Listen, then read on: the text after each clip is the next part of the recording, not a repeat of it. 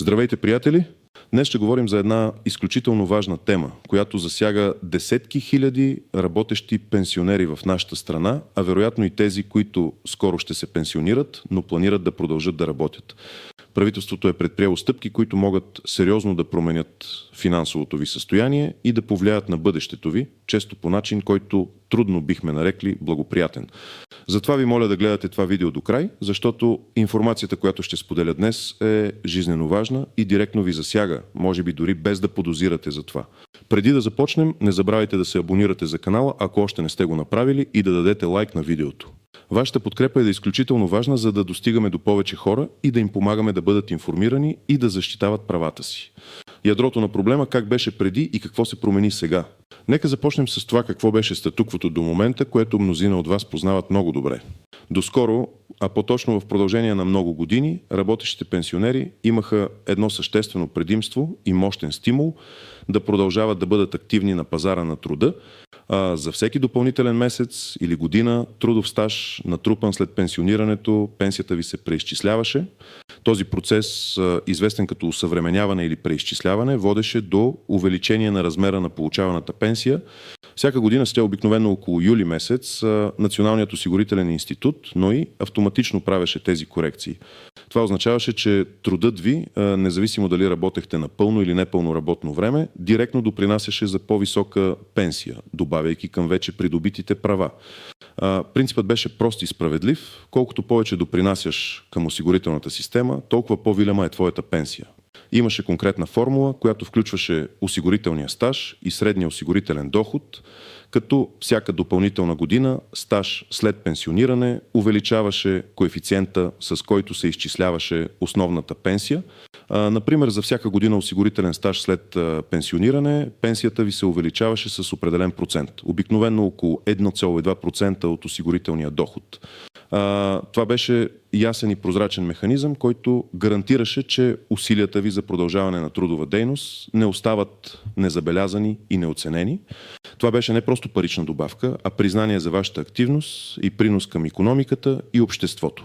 Много пенсионери разчитаха на тези годишни преизчисления, за да компенсират инфлацията и да поддържат стандарта си на живот. За тях това беше един вид сигурност и финансова възглавница.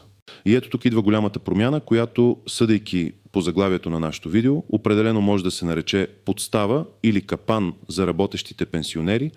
Правителството със своите последни решения и изменения в законодателството за социалното осигуряване на практика премахна тази възможност за годишно автоматично преизчисляване на пенсиите за трудов стаж, натрупан след пенсионирането.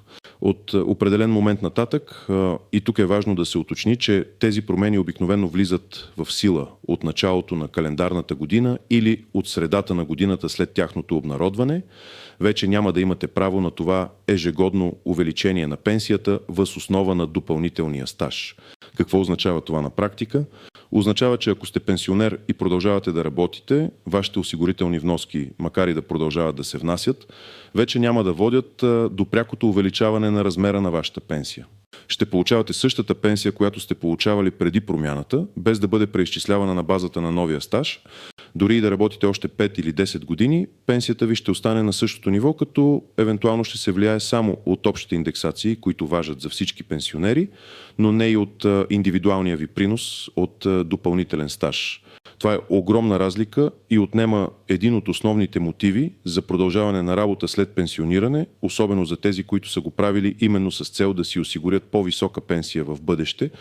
Изведнъж усилията, които полагате, вече не се трансформират в пряка финансова полза за вашата пенсия, което създава едно чувство на несправедливост и обезценяване на труда. Основна част едно – подробен анализ. Какво трябва да знаете, кой трябва да се притеснява и кой не. Нека сега да разгледаме по-подробно какво точно трябва да знаете за тези промени. Първо и най-важно, промяната не означава, че ще ви спрат пенсията, нито пък, че ще ви вземат вече натрупаните увеличения. Тя засяга единствено бъдещите преизчисления на база допълнителен трудов стаж. Тоест, това, което сте натрупали до момента на влизане в сила на новите разпоредби, остава ваше. Проблемът е напред във времето. Второ, тази подстава е част от по-широки правителствени мерки, които често се представят като реформи на пенсионната система, целящи стабилизация или устойчивост. За тези думи обаче често се крият решения, които орязват права и облаги на определени групи. В случая мотивът вероятно е свързан с необходимостта от икономии в бюджета на държавното обществено осигуряване, тъй като работещите пенсионери са голяма група и преизчисляването на техните пенсии изисква значителни средства. Като ограничават тази възможност, правителството се опитва да спести разходи.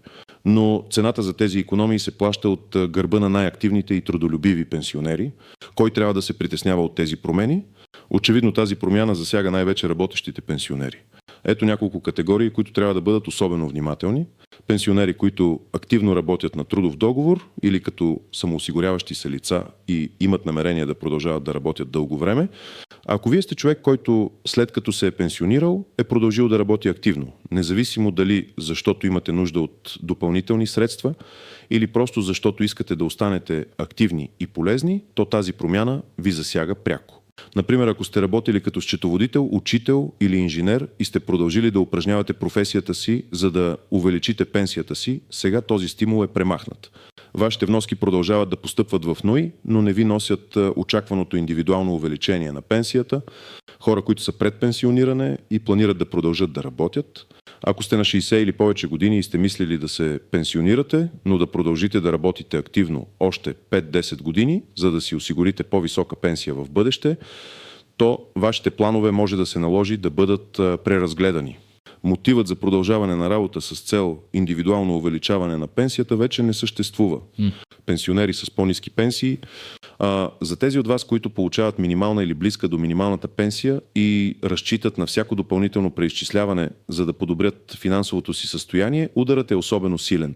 Всяко увеличение, колкото и малко да изглежда на някого, е жизнено важно за покриване на основни разходи, като храна, лекарства и режийни. Сега тази възможност за постепенно подобряване на стандарта на живот чрез допълнителен труд е отнета. Нека дадем няколко конкретни примера, за да стане по-ясно. Пример 1. Мария на 67 години работи като счетоводител на половин щат. Мария е пенсионерка от 2 години и работи на половин щат, като получава пенсия от 800 лева. Преди промените са, ако за всяка година трудов стаж, пенсията й се увеличаваше средно с около 10-15 лева, в зависимост от осигурителния и доход. Тя разчиташе на тези годишни увеличения, за да компенсира инфлацията и да има малко повече средства за внуците си. Сега, след новите промени, Мария продължава да работи и да внася осигуровки, но пенсията й остава 800 лева.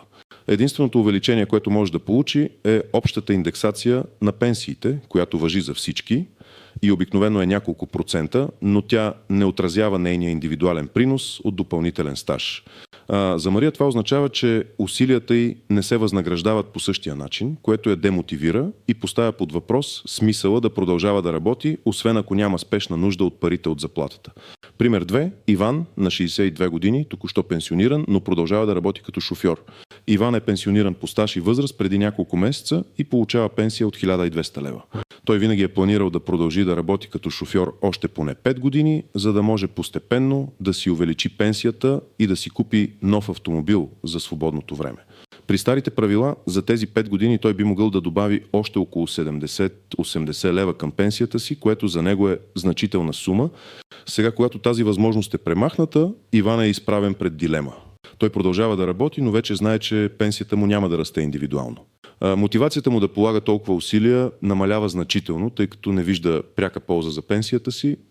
Може дори да реши да намали работното си време или да търси неформална работа, за да избегне осигуровките, което от своя страна създава други проблеми и рискове. Пример 3. Семейство Петрови, един работещ и един неработещ пенсионер. Господин Петров е на 70 години, пенсионер, който работи на пълен работен ден като консултант, а съпругата му на 68 години е пенсионерка, която не работи. Преди промените господин Петров всяка година увеличаваше своята пенсия с около 20-25 лева благодарение на допълнителния стаж. Това увеличение, макар и само за единия член на семейството, значително помагаше на общия им семейен бюджет, особено когато трябваше да посрещат неочаквани разходи или да си позволяват малки удоволствия. Сега той продължава да работи, но пенсията му не расте. Това реално намалява покупателната им способност с времето, тъй като инфлацията е постоянна, а индивидуалният принос на господин Петров към пенсията му вече не се отразява. Те се чувстват ощетени, защото активното участие на господин Петров в икономиката вече не е стимулирано по същия начин. Кой не трябва да се притеснява толкова много или е по-малко засегнат? Пенсионери, които не работят. Ако сте пенсионери и не осъществявате трудова дейност, тази промяна пряко не ви засяга, тъй като и без друго не сте ползвали механизма за преизчисляване на база допълнителен стаж. Вашата пенсия ще продължи да бъде индексирана само с общите увеличения, валидни за всички пенсионери. Пенсионери, работещи неформално. За тези, които по една или друга причина работят на черно, т.е. без трудов договор и без да внасят осигуровки, промяната също няма пряк ефект върху пенсията, защото те и преди не са трупали стаж за целта. Разбира се, работата без осигуровки носи много други рискове и не е препоръчителна. Пенсионери с много високи пенсии. Макар и да са засегнати от принципна гледна точка, финансовото влияние може да е по-малко осезаемо за тях в сравнение с тези с по-ниски пенсии. За някого, който получава пенсия от 3000 лева, пропускът на 20-30 лева увеличение може да не е толкова критичен, колкото за някого, който получава 500 лева. Но все пак това си е загуба на право и намаляване на справедливостта. Основна част 2. Изключения от правилата, клопки и неочевидни нюанси, както често се случва с всякакви законодателни промени, особено когато става дума за социални плащания, винаги има изключения, специфични клопки и неочевидни нюанси, които могат да объркат хората. Важно е да сте информирани за тях, за да можете да вземете най-добрите решения за себе си. Има ли изключения от новото правило? Към момента на влизане в сила на тези промени, обикновено няма изрични категории работещи пенсионери, които да са изключени от общото правило и да продължават да се ползват от годишно преизчисляване на база допълнителен стаж. Това е една от основните критики към тези мерки. Те са всеобхватни и засягат всички работещи пенсионери, без значение от професия, размер на дохода или причина да продължават да работят. Дори и пенсионери с увреждания, които често се нуждаят от допълнителни средства, биха били засегнати. Ако има някакви бъдещи законодателни корекции, те могат да въведат такива изключения, но за сега това не е факт. Клопки и неочевидни нюанси, за които трябва да знаете: индексацията швейцарско правило versus индивидуалното преизчисляване. Една от най-големите заблуди е, че общата индексация на пенсиите на швейцарско правило, което е комбинация от инфлация и среден осигурителен доход, е същото като индивидуалното преизчисляване. Това изобщо не е така. Швейцарското правило е общо увеличение, което се прилага за всички пенсии, независимо дали сте работили допълнително или не. То е предназначено да компенсира до някъде инфлацията и да осигури някакво увеличение за всички. Индивидуалното преизчисляване, което е премахнато, беше награда за вашия конкретен принос от допълнителен стаж. Разликата е съществена и е важно да я разбирате. Вашата пенсия може да нарасне от швейцарското правило, но тя няма да нарасне заради новия ви стаж. Възможност за еднократно преизчисляване при пенсиониране за друг вид пенсия. В някои случаи, ако сте получавали един вид пенсия, например за осигурителен стаж и възраст, и сте продължили да работите, а по-късно придобиете право на друг вид пенсия, например наследствена, или ако сте имали по-рано пенсия за инвалидност и сте придобили право на пенсия за старост, може да има възможност за еднократно преизчисляване на базата на целия ви натрупан стаж до момента на преминаване към новия вид пенсия. Това обаче не е същото като годишното автоматично преизчисляване и изисква подаване на ново заявление. Това е специфичен казус и не е универсално приложим за всички работещи пенсионери. Психологическият ефект и демотивацията. Освен преките финансови последици, има и значителен психологически ефект. Много пенсионери се чувстват демотивирани, обезкуражени и дори обидени. Те са работили цял живот, продължават да работят и след пенсиониране допринасят за бюджета чрез осигуровки и данъци, но усилията им вече не се признават по същия начин. Това може да доведе до спад в желанието за работа, търсене на сива икономика или просто отказ от всякаква трудова дейност, което в крайна сметка е загуба за цялото общество и икономика.